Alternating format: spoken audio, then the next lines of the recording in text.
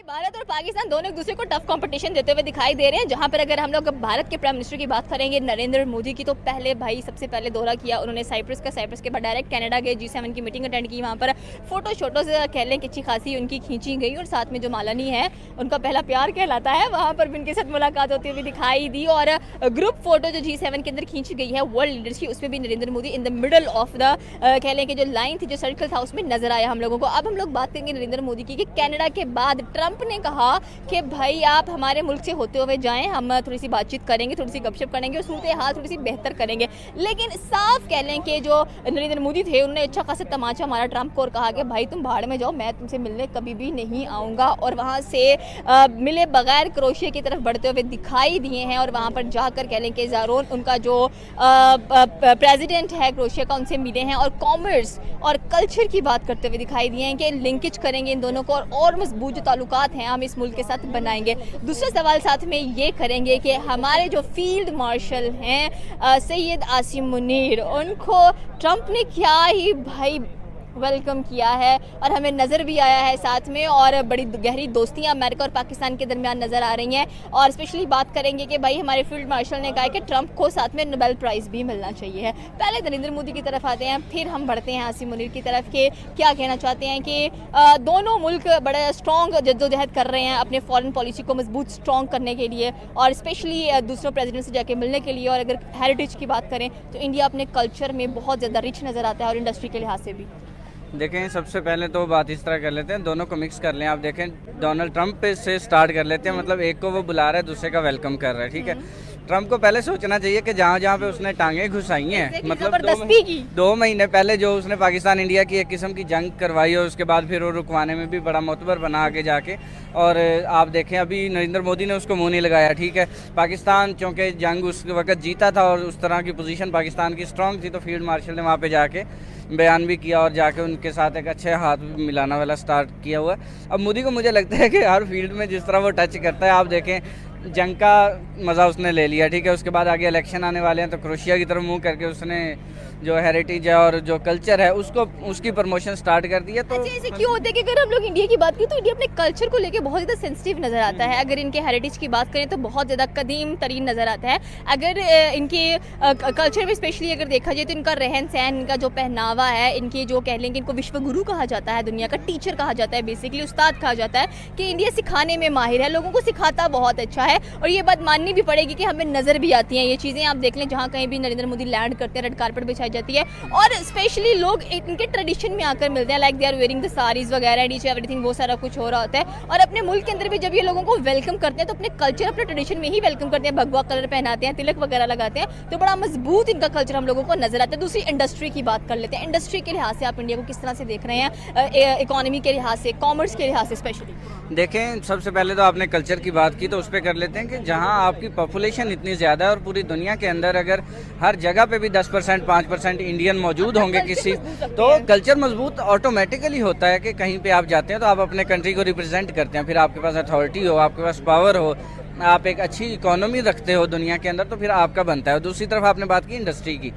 पिछले दिनों हमने सुना था ट्रंप की तरफ से कि भाई आईफोन जो है वो अपनी उठा ले वहाँ से, ठीक है, लेकिन जो कंपनी है, लेकिन इस तरह होता नहीं है। उसकी रीज़न ये है कि नो डाउट पाकिस्तान इंडिया के क्लैशेस हुए पिछले कुछ टाइम के अंदर, इंडिया का डाउनफॉल हमें देखने को मिला, लेकिन उसका ये मतलब नहीं है कि डाउनफॉल वो है कि वो ज़मीनबोस हो चुका है, ऐसा नहीं है। किसी भी कौम के ऊपर, किसी भी कंट्री के ऊपर, किसी भी वज़ीर आज़म के ऊपर जो है वो बुरा टाइम आता है और आना भी होता है। अगर मतलब एक बंदा जो है वो 15 साल से पावर में है तो कोई ना कोई तो ऐसी गलती करेगा कि उसने हमारे जो है वो 3 साल नहीं निकालते, वो 15 साल निकाल के बैठा हुआ है, ठीक है। तो सबसे सुनने वाले की स्टेबिलिटी बढ़ी है पॉलिटिक्स के अंदर, यही बात है ना, स्टेबिलिटी जब होती है। और उसके बाद देखिए आप, मेरे ख्याल तीसरा इलेक्शन नरेंद्र मोदी जीता है और उसके बाद भी अगर वो आप कहें कि भाई वो इतना दूध का धुला तो नहीं है, कोई गलती नहीं करेगा, तो कोई ना कोई गलती होती है जिसकी वजह से आपका डाउनफॉल स्टार्ट हो जाता है। अब हो सकता है आगे इलेक्शन आ रहा है तो नरेंद्र मोदी अपनी एफर्ट करेंगे, लेकिन उसके साथ साथ अब दूसरी जो सियासी पार्टीज़ हैं उन्होंने भी आना है पावर के अंदर, तो इलेक्शन के अंदर देखा जाएगा कौन जाएगा।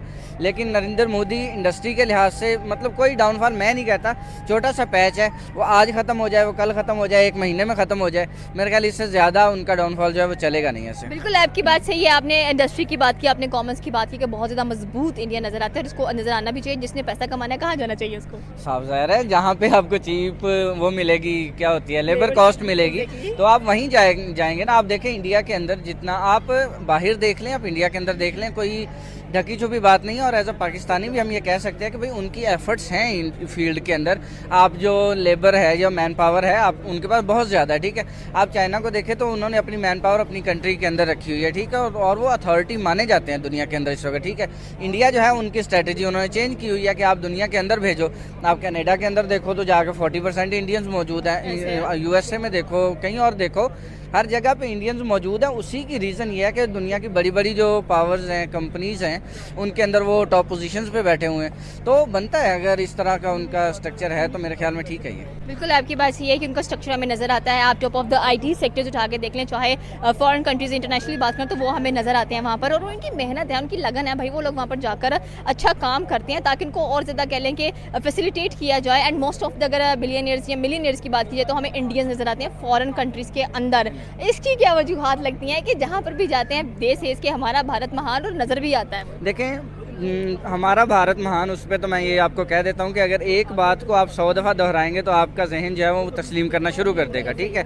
हमने देखा गुज़िश्ता तकरीबन 8-10 साल से मेरे ख्याल इंडिया के अंदर क्रिकेट का बहुत रुझान था, ठीक है। और इस वक्त क्रिकेट टीम उनकी इतनी स्ट्रांग हो चुकी है कि उनके बड़े बड़े प्लेयर अगर रिटायर भी हो गए तो कोई फ़र्क नहीं पड़ा।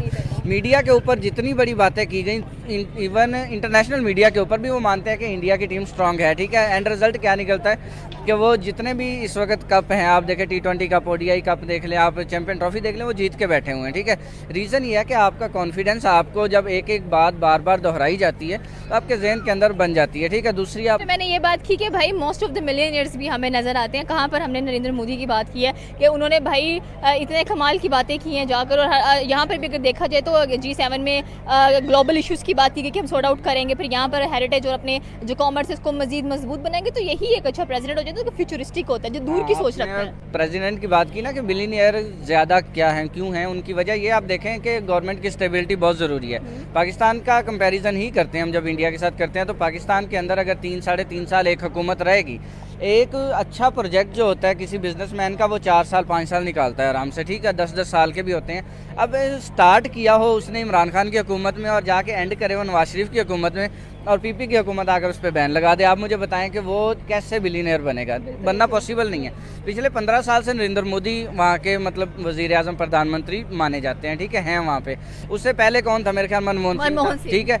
आप देखिए 10 साल उन्होंने गुजारे, ठीक है। अगर स्टेबिलिटी गवर्नमेंट के अंदर होगी, आपको पता होगा कि मतलब इससे मैंने डील की है, तो अगले आने वाले टाइम के अंदर भी यही वज़ीर आज़म होगा, तो मेरे लिए बात करना, मेरे लिए कोई स्टेप लेना आसान होगा। मेरे लिए जो मतलब कोई भी फोन को टूटने से बचाने का ये एक तरीका है। अरे आना, मैं बोल रहा था उसको।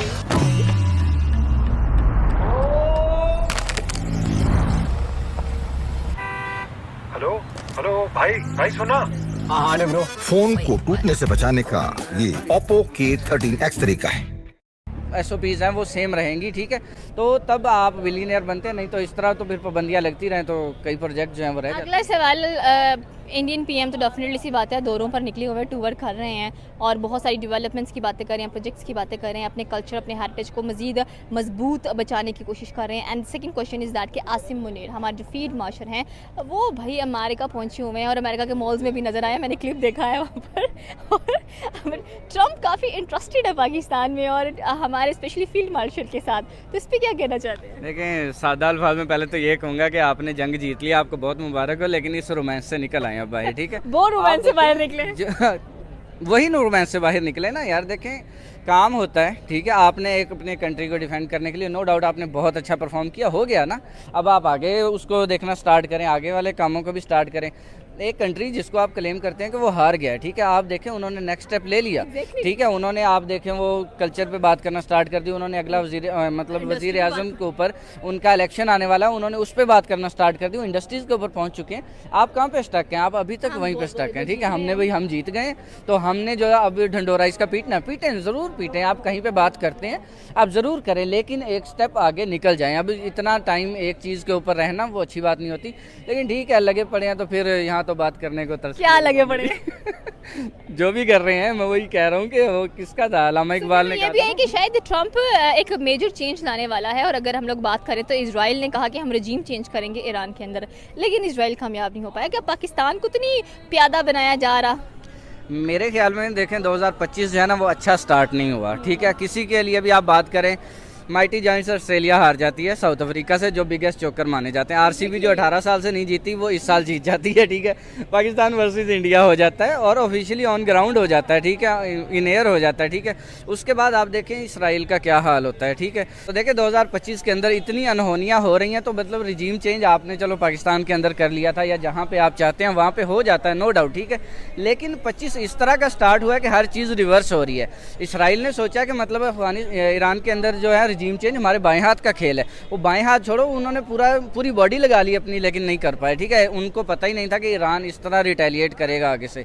मतलब इसराइल अब है वो घुटनों पे आया हुआ कि भाईजान बस कर दो, और ईरान कहता है नहीं अभी टाइम नहीं आया, अभी हम आपको बताएंगे, जवाब देंगे, ठीक है। रिजीम चेंज करना ईरान तो बहुत जबरदस्ती पाकिस्तान को घसीट रहा है अंदर। पाकिस्तान नहीं, देखें एज अ नेबर और एज अ मुस्लिम पाकिस्तान का बनता है। अगर दुनिया के अंदर कहीं पे भी मुस्लिम के ऊपर जुल्म होगा, और एज अ पाकिस्तानी मैं तो यही कहूँगा कि पाकिस्तान को उसके अंदर कंट्रीब्यूट करना चाहिए। और पाकिस्तान चुप करके कर रहा है, छुप के चोरी आ रहा है। हमें देखे कि मतलब हम ये एक्सपेक्ट नहीं करते कि मतलब पाकिस्तान इस तरह सपोर्ट करेगा, लेकिन आप देखें पाकिस्तान सपोर्ट कर रहा है, और ऑफिशियल कोई भी स्टेटमेंट हमारी तरफ से नहीं है। हम कहते हैं हम तो न्यूट्रल हैं, लेकिन हम वही वाले न्यूट्रल हैं जो माने जाते हैं।